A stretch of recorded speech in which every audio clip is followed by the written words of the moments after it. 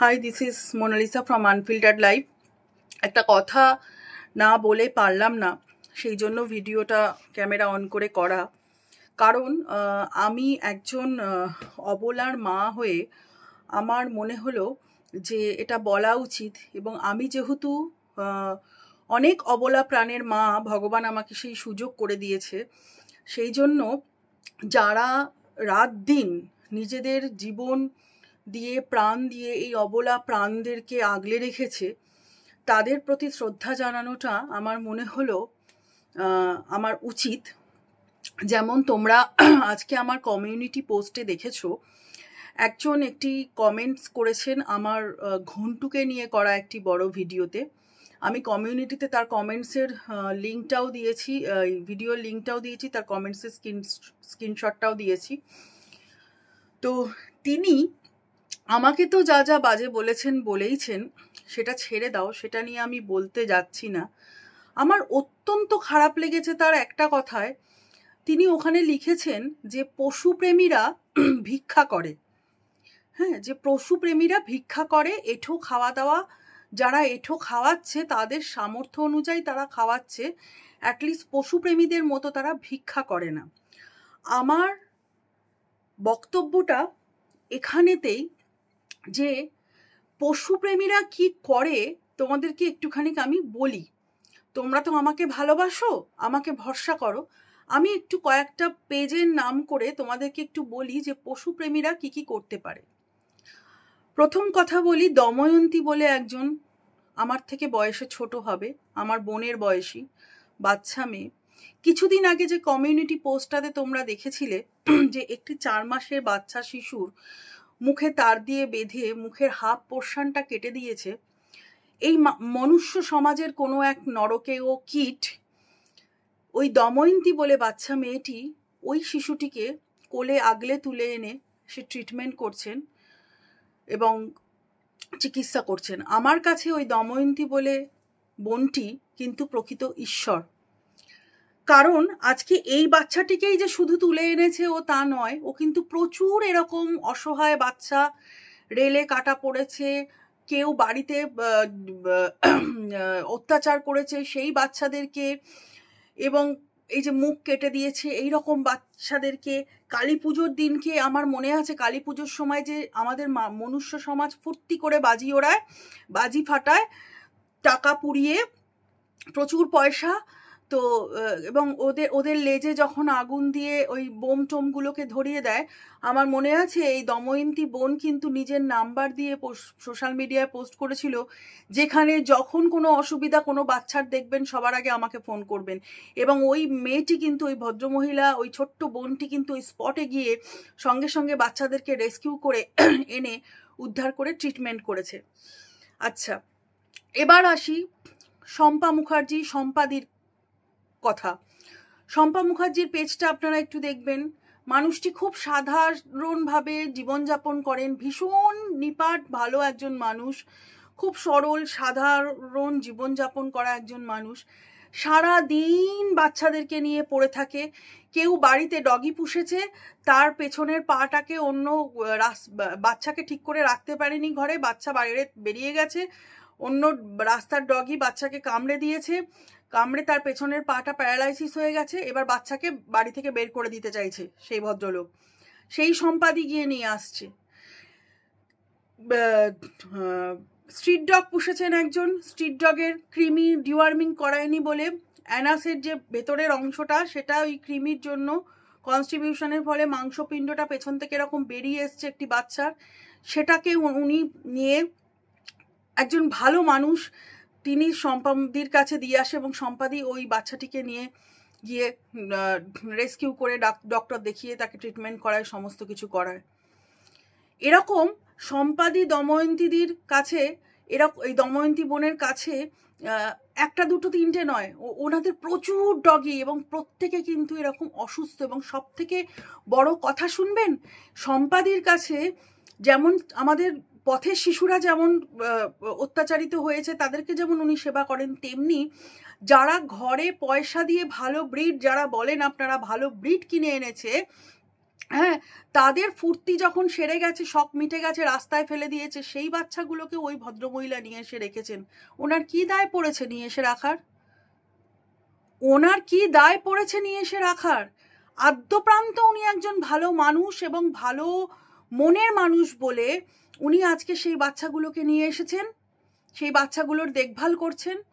এবার আসি, ওনাকে তো পৃথিবীতে ঈশ্বর পাঠাননি অতি ধনবান করে, আম্বানি করে নিশ্চয়ই ওনাকে ভগবান পাঠায়নি, ওনাকে বা দময়ন্তী বোনকে বা যারা যারা এরকম সোশ্যাল ওয়ার্ক করেন ডগিদের পেটসদেরকে নিয়ে।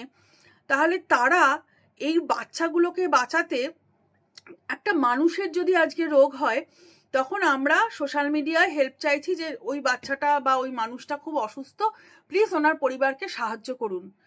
প্রথম কথা বলি যে আমরা ফ্যামিলি বলতে, আত্মীয় স্বজন বলতে আমাদের ব্লাড রিলেশনকে বুঝি, কিন্তু এই পৃথিবীতে আমরা যত মানুষ আছি আমরা প্রত্যেকে প্রত্যেকের সাথে কিন্তু কানেক্টেড।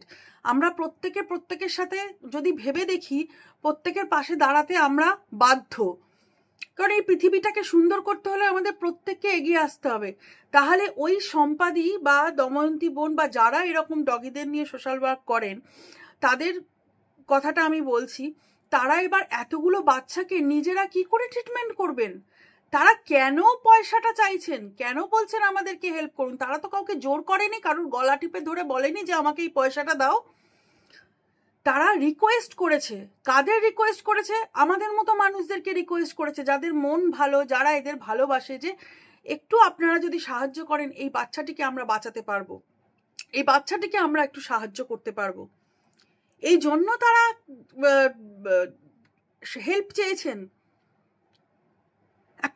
একটা বাচ্চা যে রেলে কাটা পড়ছে, যাকে মনুষ্য সমাজ থেকে মুখ কেটে তার বাদ দিয়ে দেওয়া হচ্ছে, সেই বাচ্চাটার সারাটা জীবন কি কষ্টের আপনারা ভাবতে পারছেন? বড় বড় কথা বলেন। পশুপ্রেমীরা ভিক্ষা করে। আজকে এই পশুপ্রেমীরা আছে বলে না এই অবলা বাচ্চাগুলো আপনাদের মতো অসভ্য নরকের কীটের হাতে অত্যাচারিত হওয়ার পরেও ওরা প্রাণে বেঁচে আছে। এই পশুপ্রেমীগুলো আছে বলে এদের জন্ম স্বয়ং ভোলেনাথ পৃথিবীতে পাঠিয়েছেন এদেরকে। আমি আমার কথা বলছি না, আমি কোন ছাড়, আমি যেটুকু পারি আমার মতো করে আমি করি, আমার যা ক্যাপাসিটি তাতে আমি করি। হ্যাঁ, কিন্তু আমার কথা হচ্ছে, আমি যদিও কোনোদিন কারোর কাছে আমাকে হাত পাততে হয়নি, আমি যেটা ওই আমাকে যিনি কমেন্ট করেছিলেন লিখেছেন ভিক্ষা করা বা হাত পাততে আমাকে হয়নি, কিন্তু যদি কোনোদিন আমার কোনো অসুবিধাও হয়, আমার যদি কোনোদিন কোনো বাচ্চার জন্য অসুবিধা হয়, সেটাকে আমার ভিক্ষা করা বলবে? এই পৃথিবীতে বাচ্চাদের বাঁচার কোনো অধিকার নেই? আজকে আমি দুর্জয়কে শুধু অত্যাচারিত হতে দেখে আমি দুর্জয়কে তুলে এনেছি, দুর্জয়কে আমি রেখেছি, আমার ক্যাপাসিটি অনুযায়ী আমি একজনের দায়িত্ব নিতে পারবো। আমার যদি এখন বড় জায়গা হতো, আমি যদি একটা এনজিও করতাম, আমি দুর্জয়ের সবকটা ভাই বোনকে এনে রাখতাম, তখন তো আমাকেও সাহায্যের হাত চাইতে হতো। আমি একা কোথা থেকে করতাম? একটা সংগঠন মিলেই তো আমাদের পুরো সিস্টেমটাকে তো আমাদেরকে এইভাবে বাঁচাতে হবে, ভালো রাখতে হবে। শুধু মানুষ নিয়ে এই পৃথিবী নয়, কুকুর বেড়াল সবকিছু নিয়ে এই পৃথিবী। এই কুকুর বেড়ালগুলো মানুষের দিকে অসহায়ভাবে তাকিয়ে থাকে যে একটু সাহায্যের, ওরা বোঝে যে মানুষ আমাদেরকে সাহায্য করবে, মানুষ খুব ভালো। মানুষ এত অত্যাচার করার পরে ওরা ভাবে কি যে মানুষের মতো ভালো কিছু হয় না, ওদের কাছে মানুষ ভগবান। আপনারা ওদেরকে ভগবান ভাবতে শিখুন, ভাবতে শুরু করুন ওদেরকে ভগবান। আমি আরেকজনের নাম বলছি, অভিনেত্রী স্বস্তিকা মুখার্জি। স্বস্তিকা দিকে আমি প্রাণের থেকে রেসপেক্ট করি। ভদ্রমহিলা ভীষণ ভালো একজন মানুষ। অত বড় অভিনেত্রী হয়ে উনি জানেন পথ শিশুদের নিয়ে কাজ করেন। ওনার পেজটা একটু ঘুরে দেখে আসবেন তো, উনি কিরকম পথ শিশুদের নিয়ে কাজ করেন। ওনার কি দায় পড়েছে? ওনার কোনো দায় পড়েনি। ওনার দায়টা কোথায়? ওনার মনটা খুব নরম এই বাচ্চাদের জন্য, ওনার মনটা সাচ্চা, ওনার মনটা সরল, সেই জন্য উনি এইগুলো দেখে ফিরে চলে যেতে পারেন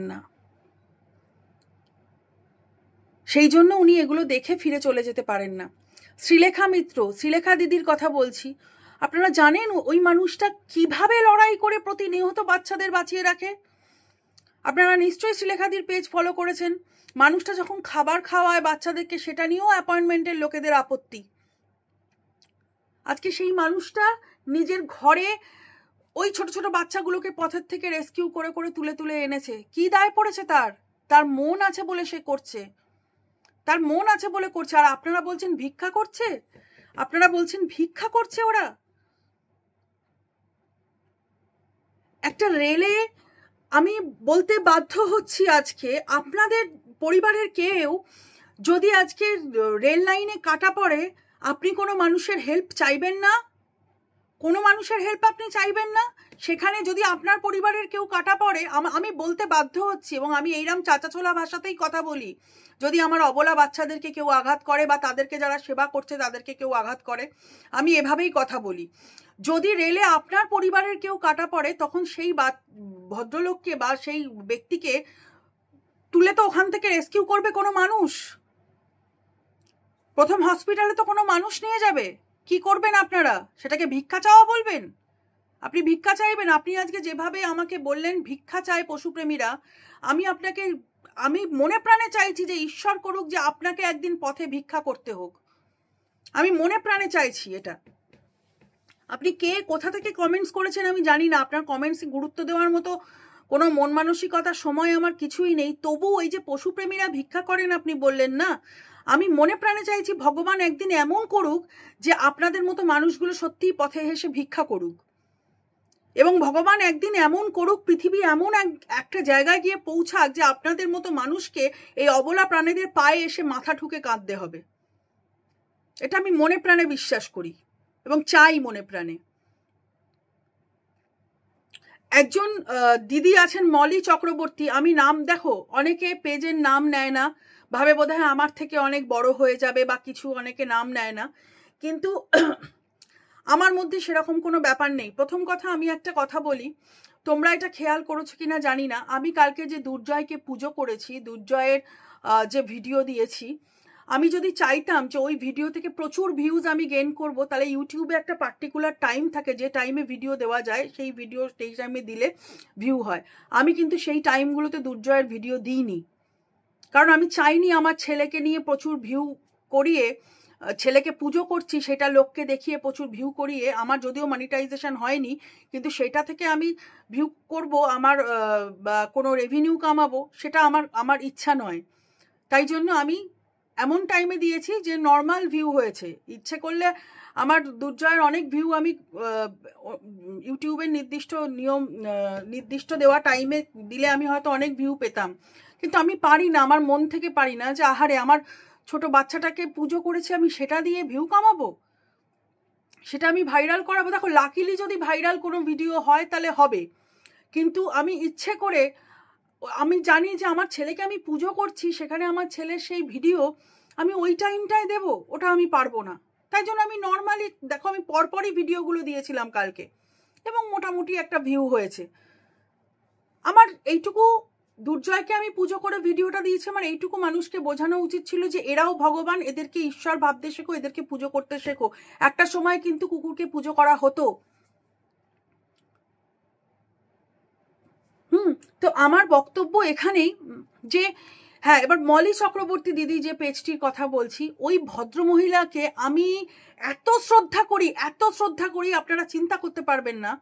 ভদ্রমহিলার বাড়িতে একটি গরু আসে, তার নাম হচ্ছে সুন্দরী রেগুলার ওনার বাড়িতে আসে, ওনাকে কি ভালোবাসে ওনার মেয়ে, উনি ওনার হাজবেন্ড ওকে কত রকম সবজি কিনে খাবার খাওয়ায়, বিস্কিট খাওয়ায় সুন্দরীকে, এবং সুন্দরীর অবাধ স্বাধীনতা ওখানে। সুন্দরী কিন্তু ঘরের মধ্যে ঢোকে ওদের এবং আদর খায়, প্লাস ওদের অনেকগুলো বিড়াল আছে। এই রিসেন্টলি ভদ্রমহিলা ওনার মেয়ের কলেজের সামনে থেকে একটি ডগিকে অ্যাডাপ্ট করে তুলে আনে, তার নাম দেয় পরি, সম্ভবত নাম দিয়েছে পরি। এবং ওনার যে অতগুলো বেড়াল আছে তার মধ্যে একটা কথা বলি, আমি এর আগেও একটা ভিডিওতে বলেছিলাম বা লাইভে বলেছিলাম, যে কোনো একটা মানুষ 3টে বেড়াল বাচ্চাকে ব্যাগের মধ্যে বন্ধ করে ওনার বাড়ির ঘরের সামনে বসিয়ে রেখে দিয়ে চলে গেছিল। ভাগ্যিস ওনার মেয়ে দেখতে পেয়েছিল, না দেখতে পেলে ওই যে মেন রোড দিয়ে ওনাদের গাড়ি যায়, সেখানে তো বাচ্চাগুলো বেরিয়ে গেলে বাচ্চাগুলো মারা যেতে পারতো, বাচ্চাগুলো প্রাণহানি হতে পারতো। তাহলে উনি কেন রাখছেন এগুলো? উনি ভিক্ষা করছেন, ভিক্ষা চাইছেন? ওনাকে তো কারোর কাছে ভিক্ষা চাইতে হয়নি, কারণ উনি আমার মতো নিজের ক্যাপাসিটি অনুযায়ী রেখেছেন। আমাদের যেটুকু জায়গা সেখানে রেখেছি। কিন্তু যখনই আমি এটাকে এনজিও ভাববো, এনজিও করব, অনেক বাচ্চাকে নিয়ে এসে আমি করব, হ্যাঁ এটা তো মানতেই হবে যে একটা এনজিওতে যখন আমি বাচ্চা নিয়ে আসবো, বাচ্চাকে অসহায় বাচ্চাদের নিয়ে আসবো, তাদের ট্রিটমেন্ট করার জন্য আমাকে একজন ডক্টরকে রাখতে হবে। সেই ডক্টরের নির্দিষ্ট কিছু ফিস থাকে, বাচ্চার চিকিৎসার খরচা থাকে, বাচ্চার স্যালাইনের খরচা থাকে, বাচ্চার ইঞ্জেকশনের খরচা থাকে, বাচ্চার ওষুধের খরচা থাকে। কে দেবে সেটা? আমি যদি আজকে এনজিও করি, আমি তো এটা ভেবেই করব যে অনেক মানুষ আমার পাশে থাকবে, সবাই মিলে আমরা একসাথে দলবদ্ধ হয়ে আমরা একটা কাজ করব। সরকার যেমন একসাথে, সরকারে যেমন অনেক লোক থাকে দেশের জন্য কাজ করে, তেমনি আমরাও ভাবি যে দলবদ্ধ হয়ে এনজিও করলে একসাথে এই অবলা প্রাণগুলোকে বাঁচাবো। হয়তো সেই এনজিওর মাথা একজন থাকবে, কিন্তু তার আন্ডারে আমরা অনেকে থাকবো। এটাকে তো ভিক্ষা করা বলে না। আজকে দেবশ্রীদির যে ফাউন্ডেশন আছে, সেখানে দেবশ্রী রায় মাথা, কিন্তু দিদির কাছে তো অনেকে এই বাচ্চাদের নিয়ে কাজ করছে। আমরাও অনেক সময় হেল্প করছি। এই যে রিসেন্টলি আমি যে কমিউনিটিতে যে বাচ্চাটির পোস্ট দিয়েছিলাম, 4 মাসের বাচ্চাটি যার মুখ নেই, তাকে আমি আমার সামর্থ্য মতো আমি 500 টাকা পাঠিয়েছি। আমি সেখানে স্ক্রিনশটটাও তোমাদের কমিউনিটিতে দিয়েছি। আমার 500 টাকার বেশি আমার দেওয়ার আর সামর্থ্য এই মুহূর্তে নেই, আমি তো পাঠিয়েছি। কেউ হয়তো 20 টাকা পাঠিয়েছে, সে তো পাঠিয়েছে। এত জনসংখ্যা আমাদের দেশে, তো যে মানুষটা 20 টাকাও পাঠিয়েছে সেও তো পাঠিয়েছে। এবার ওই এনজিওর মানুষরা তো কেউ বলতে আসছে না আপনি কেন 20 টাকা পাঠালেন, আপনি কেন 500 পাঠালেন, আপনি কেন 1000 পাঠালেন, কেন 10,000 পাঠালেন না, এরকম তো কেউ বলতে আসছে না। ওনারা তো সেটা নিয়েই সুখী। আজকে একটা কথা বলি, আমরা দেখেছি, আমি আমার নিজের ভিডিওতেও আমি পোস্ট করেছি, অস্মিকা বলে একটি ছোট বাচ্চা, যার কিনা একটি মারণ রোগ হয়েছে। বাচ্চাটির একটা ইঞ্জেকশনের প্রয়োজন, 16 কোটি টাকার প্রয়োজন। বহু ইউটিউবার, আমি নিজেও ভিডিও করেছি, আমি ওর বাবা মার সাথে কথা বলেছি, প্রত্যেকে, সিনেমা আর্টিস্ট থেকে শুরু করে প্রত্যেকে গিয়ে ওনাকে হেল্প করছে। ওর বাবা মা হেল্প চেয়েছে। একটা মধ্যবিত্ত বাঙালি পরিবারে 16 কোটি টাকার একটা ইঞ্জেকশন জোগাড় করার সামর্থ্য নেই। সে বেচারি বাবা মাটা তার বাচ্চাকে বাঁচাতে সবার কাছে বলছে, হেল্প চাইছে। তাহলে কি তারা ভিক্ষা করছে বলবেন? তারা ভিক্ষা করছে?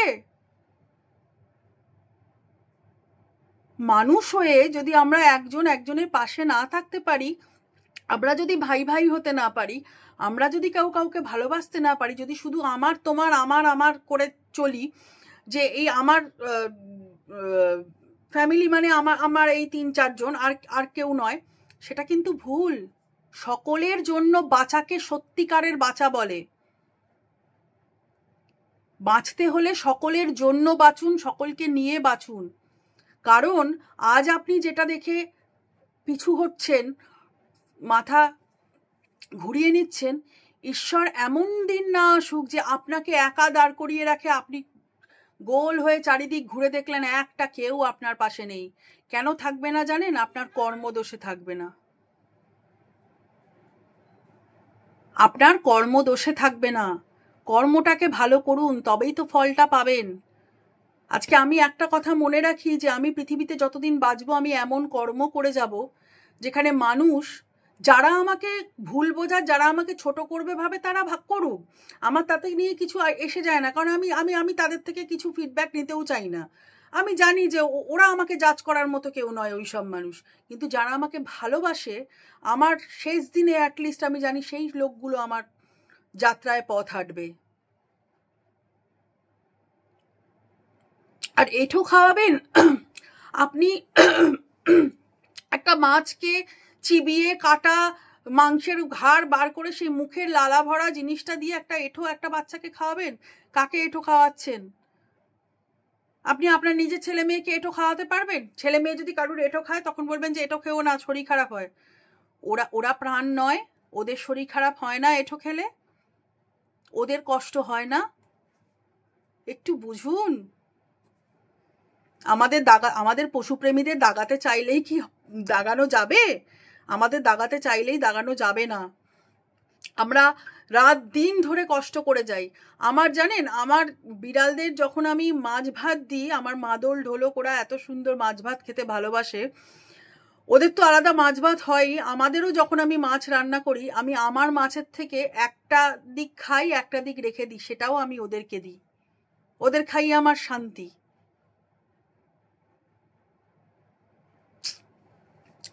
আপনাদের আর কি বলবো, আমার আর কিছু আপনাদের বলবার নেই। এই কথাগুলো বারবার বলি, সমাজকে সচেতন করবার জন্য বলি। সমাজ সচেতন জীবনেও হবে না, ও ভস্যে ঘি ডালা। তবে আমার মনে হলো আজকের ভিডিওটা, আমি যত পশুপ্রেমী আপনারা আছেন, আমি প্রত্যেকের কাছে অনুরোধ করতে চাই, আজকের ভিডিওটা শুধু মাত্র আপনাদের সম্মান রক্ষা করতে আমি করেছি। এটা আমার একা গায়ে লাগেনি, এটা আমাকে বলা মানে পৃথিবীতে যত পশুপ্রেমী আছে, যারা এই অবলা বাচ্চাদের নিয়ে প্রাণপ্রণ এক করে জীবন দিয়ে ছুটে যাচ্ছেন, তাদের প্রত্যেকের কথা আমি বলেছি। আর একজনের কথা বলি, পিঙ্কুদি বলে একজন আছেন, সম্ভবত ওনার নাম পিঙ্কু বা টিঙ্কু এরকম একটা কিছু হবে। ওই দিদির পেজটাও গিয়ে একটু দেখে আসবেন, উনি কি করেন।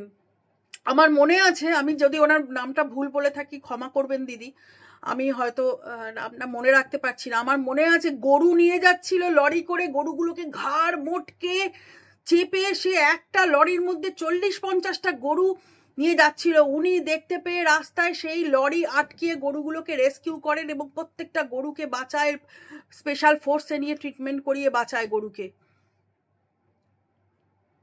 ওনারা তো ভিক্ষা করছেন না। সব ফালতু কথা অন্য জায়গায় গিয়ে বলবেন, একটু রেসপেক্ট করতে শিখুন। আপনি নিজে এই অবলা বাচ্চাদেরকেই রেসপেক্ট করতে পারেন না, তাদেরকে যারা রেস্কিউ করছে ভালোবাসে তাদের রেসপেক্ট করতে পারেন না, আপনি নিজের ফ্যামিলিকে, আপনি মানুষ প্রজাতিকেই হয়তো রেসপেক্ট করতে পারেন না। খালি আমার করলে হয় না। আমার করলে ওই একদিন এমন আসবে, দেখবেন দাঁড়িয়ে আছেন, চারদিক ঘুরে কাউকে পাবেন না, শূন্যে দাঁড়িয়ে থাকবেন। আর আমি চাই ঈশ্বর সেটাই করুক, ঈশ্বর সেটাই করুক। সকলে ভালো থাকবেন। আজকে মাথাটা ভীষণ গরম, মেজাজটা গরম। হয়তো অনেকে বলতে পারো তোমরা যে পাত্তা দিও না। না, পাত্তা দিও না, না পাত্তা না দিলেও হয় না। এই কথাগুলোর কিছু কিছু ক্ষেত্রে জবাব দেওয়াটা ভীষণ প্রয়োজন, জানো তো। কিছু কিছু ক্ষেত্রে না জবাব দেওয়াটার খুব প্রয়োজন হয়ে থাকে, বিশ্বাস করো। জবাব না দিলে না এরা বেশি পেয়ে যায়, পেয়ে বসে এরা বেশি। এরা ভাবে যা খুশি তাই লিখে দেওয়া যায়, যা খুশি তাই লিখে। আজকে আমি কি কাজ করি, আমি কি ভালো কাজ করি, সেটার জন্য আমি ভিডিওটা করিনি।